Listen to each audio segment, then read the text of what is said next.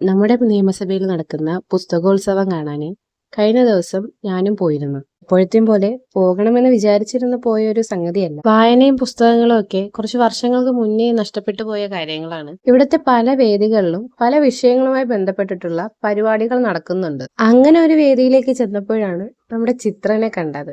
മൂടി പോകുന്ന സ്നോ എന്ന് പറയുന്നത് -20 എന്ന ടെമ്പറേച്ചറിലാണ്. എവിടെയും താമസിക്കാൻ പറ്റാത്ത സ്ഥലത്ത് മണ്ണിട്ട വീടുകളിലാണ് ഇവർ താമസിക്കുന്നത്. കല്ല് കെട്ടിയിട്ട്, അതായത് തണുത്ത കാലാവസ്ഥേനൊക്കെ തരണം ചെയ്യാൻ വേണ്ടിയുള്ള വീടുകൾ എന്ന് പറയാം.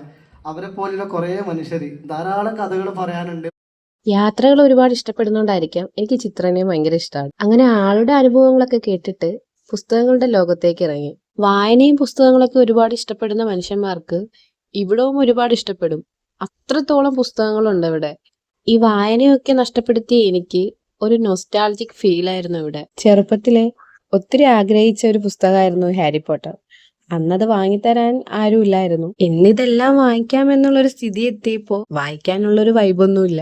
അങ്ങനെ ഞാൻ മക്കൾക്കായിട്ട് കുറച്ച് പുസ്തകങ്ങളൊക്കെ വാങ്ങിച്ച് അവിടെ നിന്ന് ഇറങ്ങി.